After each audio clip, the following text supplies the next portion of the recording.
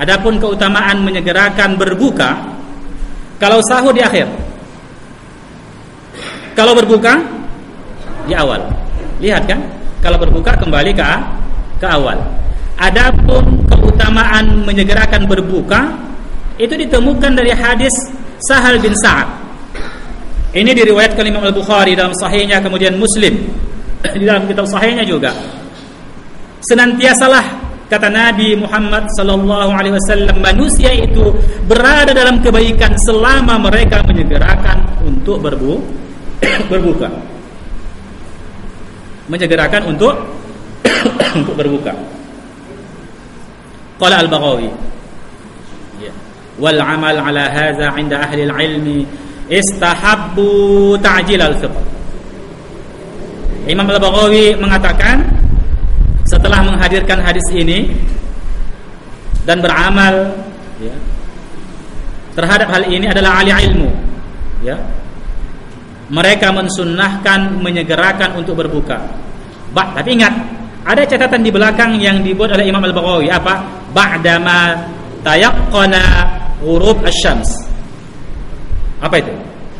Setelah dia yakin matahari sudah tenggelam. Jangan dia berbuka pada waktu syak. Ragu dia. Sudah belum? Batal puasanya. Mesti yakin dia sudah terbenam matahari di awalnya. Bukan karena disunnahkan untuk menyegerakannya lalu dia cepat-cepat walaupun masih berada dalam keraguan. Batal. Wajib qadha.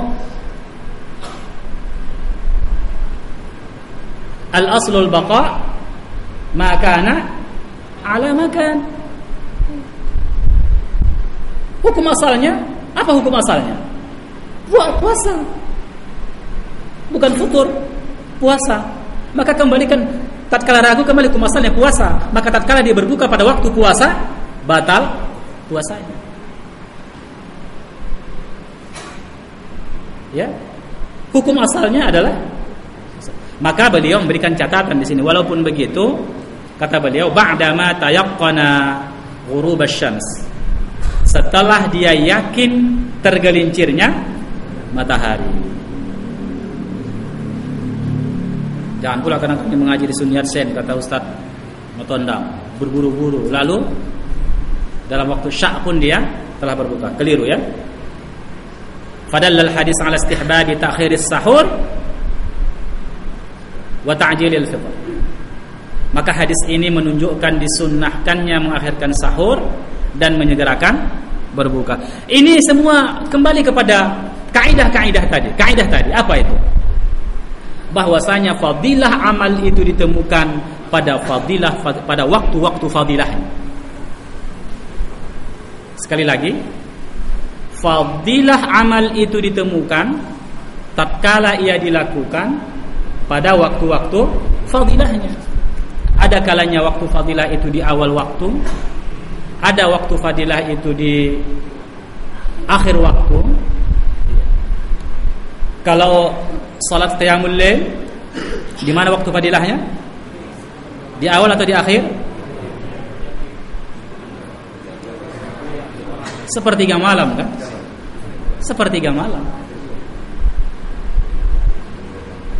Jadi dalam hal ini tak bisa ditarik kaidah qiyas, tak bisa digunakan qawaidul fiqhiyahnya.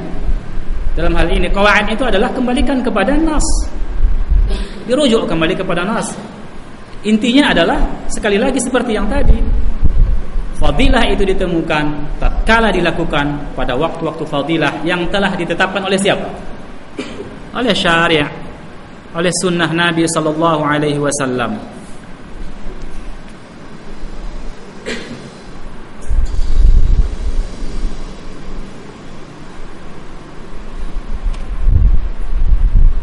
Jadi barangkali sampai di sini saja kaji kita. Ya, sampai di sini saja. Kita akan masuk pada bab yang lain nanti pada kajian yang berikutnya. Tetapi ada tadi yang terlewatkan.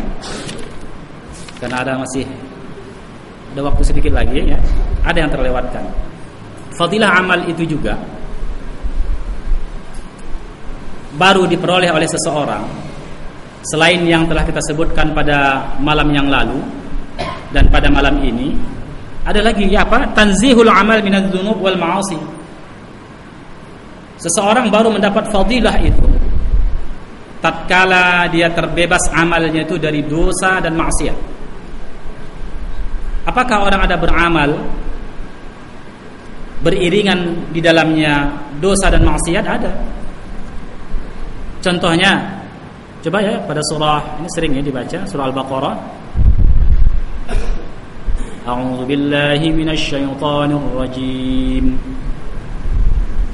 Walaupun suara saya kurang enak, tapi berusaha untuk bagus membaca Al-Quran. Dimaafkan sajalah ya. Alladzina yunfiquna amwalahum fi sabilillah thumma la yutbi'una ma anfaqu mannan wala adha lahum ajruhum 'inda rabbihim wala khawfun 'alayhim wala hum yahzanun. قول معروف ومغفرة خير من صدقة يتبعها أذى والله غني حليم يا أيها الذين آمنوا لا تبطلوا صدقاتكم بالمن والأذى كالذي ينفق ماله رئاء الناس ولا يؤمن بالله واليوم الآخر. Coba dalam ayat ini kan berapa kali dijelaskan ini? Orang-orang yang menafkahkan harta mereka di jalan Allah. Pertanyaannya, bukankah orang-orang yang menafkahkan hartanya di jalan Allah itu adalah kebaikan? Kebaikan. Tapi kapan kebaikan itu baru diperoleh? Tsumma la yutbi'una ma anfaqu manna wala adza. Tapi tak diiringinya ibadahnya itu, infaknya itu dengan menyebut-nyebut dan menyakiti. Sian itu, maka berhasil itu dagangnya itu saya ini dulu. Batal. Tak dapat fadilah. Lahum ajruhum 'inda rabbihim wala khaufun 'alaihim wala hum yahzanun. Itu. Bagi mereka yang tidak mengiringinya dengan manna dan adza itu, bagi mereka pahala, balasan dari Tuhan mereka. Sehingga Allah di akhir ayat mengatakan, la khaufun 'alaihim wala hum yahzanun. Untuk mereka yang begini nih, tak ada takut dan ragu khawatir lagi untuk mereka. La khaufun 'alaihim. Tak ada khauf atas mereka, walahum yahzanun. Tak ada duka cita untuk mereka. Karena bagi mereka disediakan surga Allah Subhanahu wa taala. Qaulun ma'rufun wa maghfirah. Perkataan yang bagus, wa maghfirah, dan memaafkan kesalahan orang lain, khairun min sadaqah. Itu lebih bagus dari bersedekah. Kalau ada orang bersalah sama kita, kita maafkan, khairun min sadaqah. Bayangkan antum itu. Karena itu lebih payah dari bersedekah. Lebih payah itu, terasa kita. Janganlah, kita kan sama-sama manusia, pahamlah itu. Iya kan? Lebih mudah kita mengeluarkan uang daripada memaafkan kesalahan saudara kita. Makanya Allah beri pahala yang lebih besar, khairun min sadaqah. Tapi yatba'uha adza, yang mengiringi dengan adzanya. Wallahu ghaniyyun halim. Kemudian Allah lagi berfirman, wahai orang-orang yang telah beriman, jangan kamu batalkan sedekah kamu bil manni wal adza. Selain manna wa adza tadi, ya. Seperti apa? Kallazi yunfik malahu ria'an nas. Seperti orang yang menafkahkan hartanya karena riya, untuk dilihat wala yu'minu billahi wal yaumil akhir. Ini di akhir ayat ini luar biasa, ini peringatan untuk kita. Dia tidak beriman kepada Allah dan tidak sempurna imannya kepada Allah dan hari akhirat. Kalau ada orang yang beribadah menafkahkan hartanya karena riya. Termasuk hadir ta'lim pun begitu. Termasuk ustaz penceramahnya pun begitu. Tak ada yang terbebas dari itu. Makanya kita saling membantu dan saling mendoakan. Karena perkara ikhlas itu perkara yang payah untuk umat manusia. Maka Imam Qushairi 20 tahun memperbaiki hatinya untuk ikhlas katanya. Oleh sebab itu maka para imam menjelaskan tentang hal ini, maka tatkala muncul riya itu kembalikan kepada Allah. Muncul riya kembalikan kepada Allah. Begitulah seterusnya kita berjuang melawan talbisul iblis itu. Ya kan? Kita terakhir salat. Ya kan? Terakhir salat. Dalam perasaan kita semua orang tertuju matanya sama kita. Kita pun Allahu Akbar. Tasannu', ya kan? Tasannu' dibuat-buat. Tatkala muncul itu kembalikan kepada Allah, ikhlas. Karena syaitan ini tak berhenti menggoda kita. Orang awam begitu, orang khawas begitu, ustadznya juga begitu. Tak ada yang terbebas dari tipu daya syaitan. Makanya kita saling menasihatkan, saling mendoakan. Jadi ma'asyiral muslimin rahimakumullah, itu tadi ada ibadah, ada amal yang rusak disebabkan oleh dzunub. Fadallat hadhil ayah, maka ayat ini menunjukkan ya ala ta'siriz dzunub, atas implikasi dzunub, kesan dzunub itu, dosa itu, iza sahabatil amal fil naqsi min thawabihi wa ajri 'inda Allah, itu memiliki implikasi kepada orang yang beramal itu terhadap berkurangnya pahala ya, dan bertambahnya pahala. Semakin ikhlas dia, maka semakin ada rupanya ikhlas itu bertingkat-tingkat. Ada. Ikhlas itu bertingkat-tingkat. Di sini beliau katakan di situ ya. Ada beberapa hadis yang beberapa keterangan yang beliau kemukakan dalam pembahasan ini. Jadi ma'asyiral muslimin rahimakumullah, kita menukil misalnya pendapat Imam Al-Tabari dalam tafsirnya. La tubtilu wujura sadaqatikum bil manni wal adza kama abtala kafara allazi yunfiqu malah ria'an nas wa huwa mira'atuhu iyyahum bi'amali.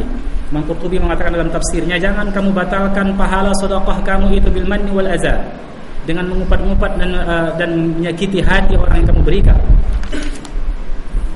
Sebagaimana orang kafir membatalkan nafkah mereka, infak mereka karena riya. Yakni mira'atu iyyahum bi'amali, dia ingin dilihat amalnya. Maka tatkala dia menyumbang banjir, disorot, dipanggil TV, kan gitu kan? Ya. Makanya khawatir kita kalau ada orang-orang yang berkepentingan menyumbangnya, khawatir kita. Sebenarnya jangan kita terima.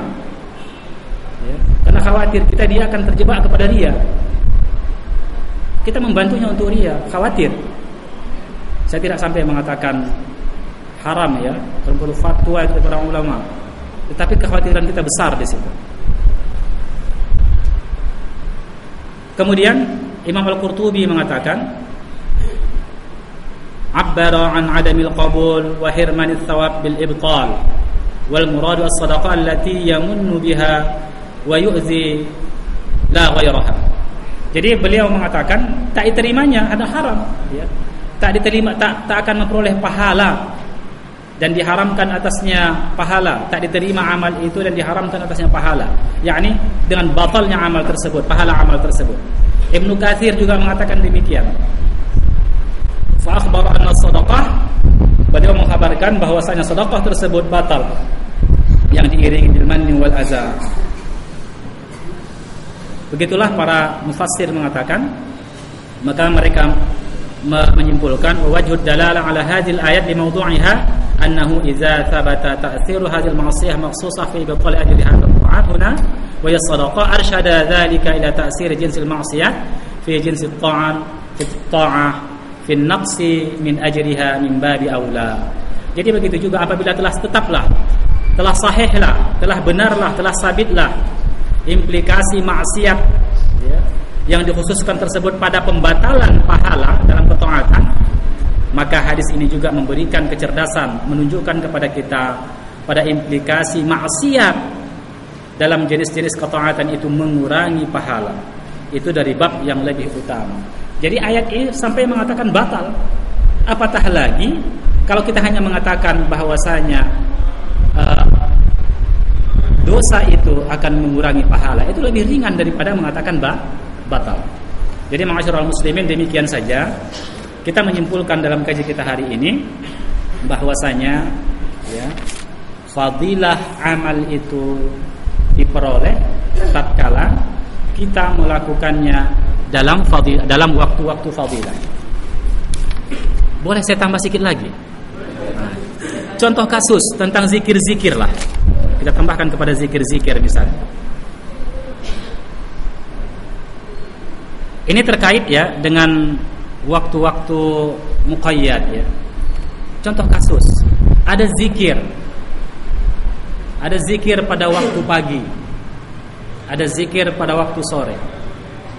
Kita membaca zikir pada waktu pagi misalnya apa? Sayyidul istighfar. Allahumma anta rabbi la ilaha illa anta khalaqtani wa ana 'abduka wa ana 'ala 'ahdika wa wa'dika mastata'tu a'udzu bika min syarri ma sana'tu abu'u laka bi ni'matika 'alayya wa abu'u bi dzambi faghfir li fa innahu la yaghfiru dzunuba illa anta. Itu di mana dibaca? Sebelum matahari terbit, setelah salat subuh, sebelum matahari terbit. Waktu fadilahnya di situ. Kemudian kapan lagi dibaca? Sebelum matahari terbenam pada waktu asar. Kemudian bismillahilladzi la yadurru ma'asmihi syai'un fil ardi wala fis sama'i wa huwas samiul alim. Kapan dibaca? Sebelum matahari terbit juga. Fadilahnya luar biasa. Tiga kali dibaca. Apalagi a'udzu bikalimatillahi tammati min syarri ma khalaq. 3 kali. Kapan waktunya? Macam yang tadi juga. Ini ada waktu fadilah. Bolehkah kita baca sayyidul istighfar pada tempat yang lain? Boleh. Tapi waktu fadilahnya kapan? Setelah salat subuh atau sebelum terbitnya matahari. Karena di situ waktu fadilahnya. Di situ terletak waktu fadilahnya. Kemudian lagi fadilah berdoa. Di mana kita baca fadilah berdoa itu? Doa-doa yang diistijabah. Kan ada tempat-tempatnya, ada waktu-waktunya. Kan begitu kan? Ada mahalnya. Di waktu di antara azan dan iqamah. Kalau waktu salat ketika sujud. Kemudian sebelum salam, setelah tasyahud. Ada waktu-waktu zikir-zikir tertentu. Kapan kita baca Allahumma antas salam wa minkas salam tabarakta ya zal jalali wal ikram? Kapan kita baca? Setelah salat. Waktu fadilahnya kapan? Setelah salat. Kalau antum zikir tidak menetapkan tempatnya dan waktunya, boleh saja. Tapi waktu fadilahnya setelah salat dan manfaat setelah salat. Kapan ayatul kursi kita baca? Ba'da salat. Bahkan tidak ada yang memisahkan antara orang yang membacanya dan surga kecuali al-maut, kematian. Luar biasa fadilahnya. Kalau antum membaca itu pada setiap salat, lalu antum mati, maka fadilahnya di situ. Begitu juga dengan sayyidul istighfar. Kalau antum mati membacanya antara waktu itu sebelum waktu asar, sebelum waktu yang tadi dijelaskan, maka antum mati dimasukkan Allah ke dalam surga. Kan begitu fadilahnya. Maka fadilah itu ditemukan pada waktu itu. Pada waktu itu. Tapi antum baca bukan pada waktu itu, tidak dapat fadilahnya. Manfaatnya wallahu taala alam juga tidak berbedalah. Manfaat ayatul kursi begitu juga. Amal-amal yang lain begitu juga. Makanya bukan sembarangan kita baca zikir suka-suka kita. Ada waktu-waktu fadilah. Maka penuh dengan waktu fadilah. Subhanallah dibaca 100 kali. Kapan itu? Pada waktu pagi. Iya kan? Ada waktu fadilahnya. Kalau antum bikin pun 4.000 kali, tak memiliki fadilah utama dalam waktu itu. Kalau memang tidak pada waktunya. Bahkan tidak boleh menyelisihi tatkala ada ketetapan. Kan begitu dia. Jadi ma'asyiral muslimin rahimakumullah, waktu fadilah itu ada pada waktu-waktu yang telah dijelaskan oleh nas. Jadi demikian saja. Subhanakallah bihamdik asyhadu an la ilaha illa anta astaghfiruka wa atubu ilaik. Akan kita lanjutkan pembahasan masalah ini pada masa yang akan datang.